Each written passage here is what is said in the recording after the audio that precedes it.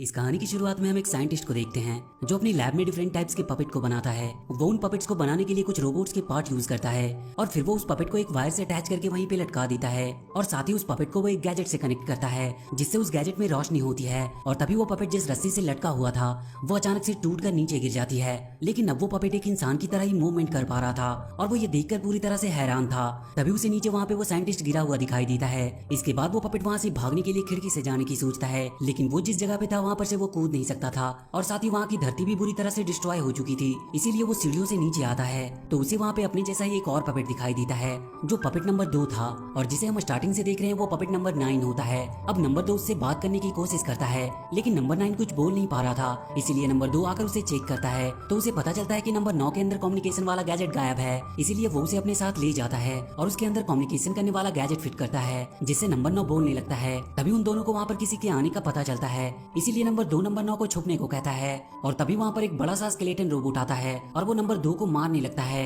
ये सब देखकर नंबर 9 बुरी तरह से डर जाता है, लेकिन अब उसे स्केलेटन रोबोट ने देख लिया था मगर वो चालाकी से कहीं दूर जाकर छुप जाता है तो वो रोबोट नंबर 2 को अपने साथ ले जाने लगता है। लेकिन अब नंबर 9 डर के मारे बेहोश हो चुका था। कुछ देर के बाद नंबर 9 की आंख खुलती है तो उसके सामने एक और पपेट होता है जिसका नंबर 5 होता है। वो नंबर 9 का इलाज करता है और फिर वो दोनों आपस में बात करने लगते हैं। लेकिन तभी वहाँ पर उन पपेट्स का लीडर आता है और वो नंबर 5 से बहुत गुस्सा था क्योंकि वो नंबर 9 को बचाने के लिए बाहर आया था। वो उसे डांटते हुए कहता है कि तुम्हें मालूम है कि बाहर कितने डेंजरस रोबोट हैं। लेकिन नंबर 5 उसे स्केलेटन रोबोट के बारे में बताता है जिसके बाद वो लीडर उन दोनों को अपने साथ ले जाता है जहाँ वो नंबर 9 को आसमान की ओर देखकर बताता है कि कई साल पहले इंसानों और रोबोट के बीच में युद्ध हुआ था जिसकी वजह से ये पूरी जगह बर्बाद हो गई। लेकिन आखिर में सारे इंसान मारे गए और युद्ध के खत्म होने तक इस पूरी धरती पर केवल एक ही रोबोट बचा जो कि वो बड़ा सा स्केलेटन रोबोट है। वो नंबर 9 को एक चार्ट दिखाता है जिसमें कुछ मेंबर्स के ऊपर क्रॉस का निशान लगा हुआ था। दरअसल इस चार्ट में जो नंबर्स दिख रहे थे वो कोई नंबर्स नहीं बल्कि पपेट्स के नाम थे और जिस पपेट को वो स्केलेटन रोबोट मार देता था वो लीडर उसके नंबर के आगे क्रॉस लगा देता है और अब वो नंबर 2 के सामने भी क्रॉस लगा देता है क्योंकि उसे भी स्केलेटन रोबोट उठाकर ले जा चुका था। लेकिन नंबर 9 लीडर को समझाता है कि नंबर 2 का हमारे पास कोई सबूत नहीं है कि वो मारा जा चुका है, इसीलिए हमें उसे बचाना चाहिए। ये सुनकर नंबर 5 उसे वहाँ के वॉच टावर के ऊपर लेकर आता है जहाँ से उन्हें स्केलेटन रोबोट की फैक्ट्री दिखाई देती थी। तो वो दोनों मिलकर नंबर 2 को बचाने का एक प्लान बनाते हैं और वो दोनों स्केलेटन रोबोट की फैक्ट्री में आते हैं जहाँ उन्हें नंबर 2 कैद किया हुआ दिखाई देता है क्योंकि अभी तक स्केलेटन रोबोट ने उसे मारा नहीं था और इसीलिए ये दोनों नंबर 2 से बात करने लगते हैं। तभी वहाँ पर वो स्केलेटन रोबोट आ जाता है और वो उन पर अटैक करने लगता है जिससे बचकर वो पपेट भागने लगते हैं। लेकिन अब स्केलेटन रोबोट उन्हें मारने ही वाला था। तभी वहाँ पर नंबर 7 आ जाता है जो आते ही एक झटके में उस स्केलेटन रोबोट को मार देता है। उस पपेट नंबर 7 को देखकर नंबर 9 और नंबर 5 बहुत खुश होते हैं, पर तभी नंबर 9 को एक गैजेट दिखाई देता है तो वो उसे उठाता है और उसे सामने एक मशीन पर एक प्लग दिखता है तो नंबर 9 उस गैजेट को मशीन से अटैच कर देता है। उसे नंबर 2 रोकने की कोशिश करता है लेकिन अब बहुत देर हो चुकी थी और वो मशीन एक्टिवेट हो जाती है और वो नंबर 2 को अपनी तरफ खींचने लगती है।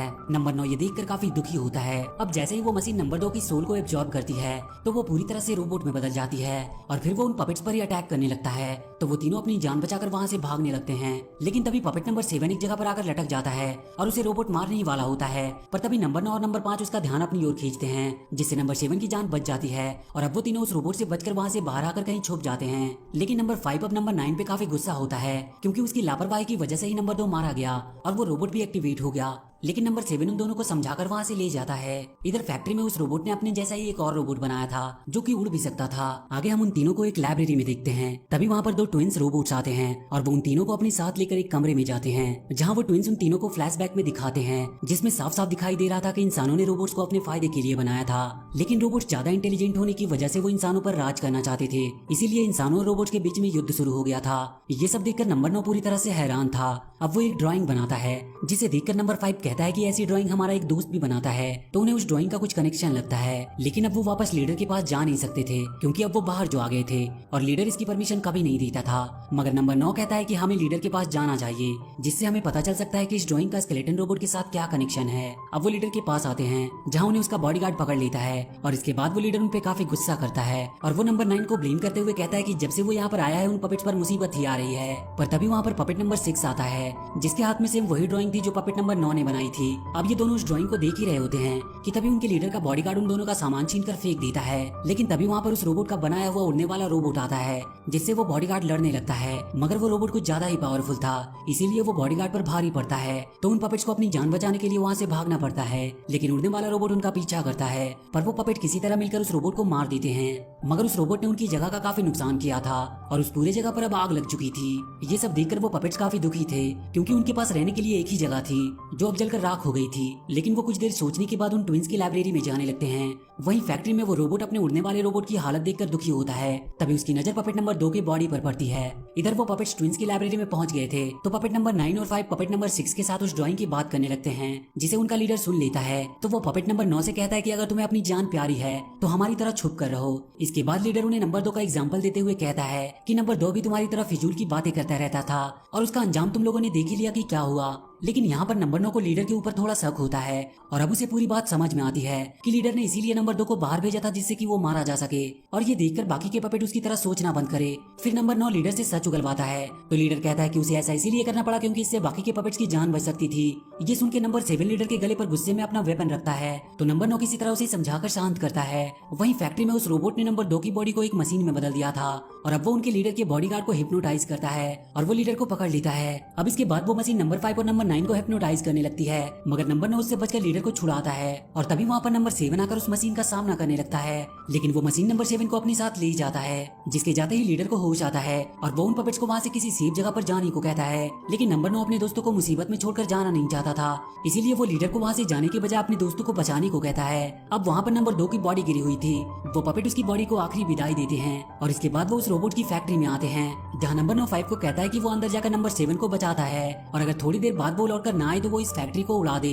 इतना कहकर वो फैक्ट्री के अंदर चला जाता है और नंबर 5 फैक्ट्री को ब्लास्ट करने के लिए जरूरी सामान इकट्ठा करने लगता है। वहीं नंबर 9 चुपचाप करके रोबोट के पास पहुंचता है, तो वो देखता है कि रोबोट लीडर के बॉडीगार्ड की सोल को एब्जॉर्ब कर रहा है। ये देखकर उसे काफी डर लगता है। अब वो रोबोट नंबर 7 की सोल को एब्जॉर्ब करने वाला था, इसीलिए नंबर 9 उसे फंसाने के लिए एक ट्रैप बिछाता है, जिसमें वो छोटा रोबोट फंस जाता है। जिसके बाद वो नंबर 7 को किसी तरह बचा लेता है। इधर लीडर को लगता है कि रोबोट ने नंबर 9 को पकड़ लिया, इसीलिए वो नंबर 5 से कहता है कि हमें ये फैक्ट्री को अभी ब्लास्ट कर देना चाहिए। लेकिन नंबर 5 को अपने दोस्त पर पूरा भरोसा था कि वो नंबर 7 को बचाकर बाहर ले आएगा, इसीलिए वो लीडर को ऐसा करने से मना कर देता है। पर तभी वहाँ से एक रोबोट गुजरता है जो कि फैक्ट्री के बाहर नजर रख रहा था और तभी वो पपेट्स को देख लेता है, इसीलिए वो अपने बॉस को ये बात बताने के लिए अंदर जाने लगता है। मगर वो पपेट उन्हें रोकने की पूरी कोशिश करते हैं, पर उसे वो रोक नहीं पा रहे थे। लेकिन सही टाइम पर वो लीडर किसी तरह उस रोबोट को रस्सी से बांध देता है और वो नंबर 5 से माचिस की तीली लेकर उसमें आग लगा देता है और वो फैक्ट्री को उड़ाने ही वाले होते हैं। लेकिन इस बार भी नंबर 5 उसे रोकता है, मगर लीडर अब उसकी कोई भी बात नहीं मान रहा था। लेकिन तभी नंबर 9 7 के साथ वहाँ से बाहर आता है,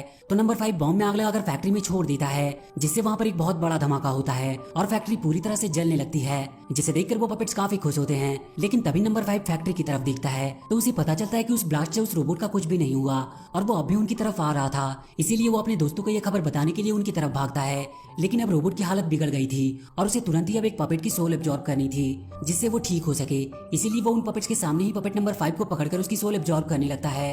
ये देखकर वो सारे पपेट बहुत डर जाते हैं और अपनी जान बचाने के लिए वहाँ से भागने लगते हैं। भागते भागते वो टूटे हुए ब्रिज पर आते हैं, जहाँ से रोबोट आने की कोशिश करता है, मगर तभी उसके भारी वजन की वजह से वो ब्रिज टूट जाती है और इसकी वजह से वो उस टूटे हुए ब्रिज में फंस जाता है। लेकिन ब्रिज के टूटने से पहले उसने एक और पपेट को पकड़ लिया था, जिसे अब वो मार देता है।